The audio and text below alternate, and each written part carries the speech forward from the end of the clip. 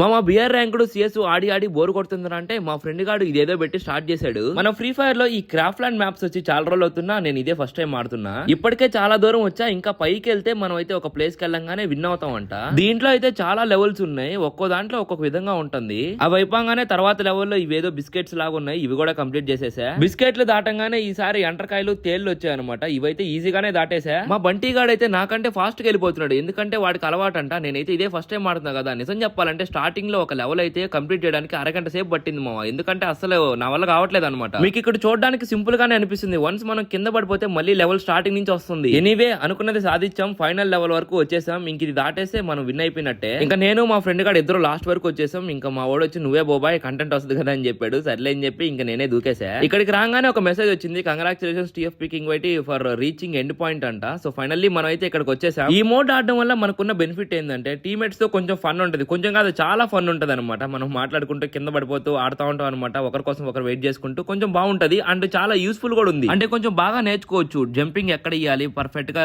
గాల్లో ఉన్నప్పుడే joystick moment తిప్పడం నేర్చుకోవచ్చు. అంటే బాగా కొంచెం ప్రాక్టీస్ అవ్వచ్చు. ఎప్పుడు బీఆర్ సిఎస్ఏ కాదు మన గరేనా బాబాయ్ మనల్ని ఎంటర్టైన్మెంట్ చేయడానికి అప్పుడప్పుడు ఇలాంటి మోడ్లు కూడా వదులుతా ఉంటాడు. మీరు అవి కూడా ఆడుతూ ఉండండి. అండ్ ఇంకా మీరు మన ఛానల్ ని సబ్స్క్రైబ్ చేసుకోకుండా చూస్తున్నట్లయితే ఇప్పుడే వీడియోకి లైక్ చేసి మన ఛానల్ ని సబ్స్క్రైబ్ చేసుకోండి.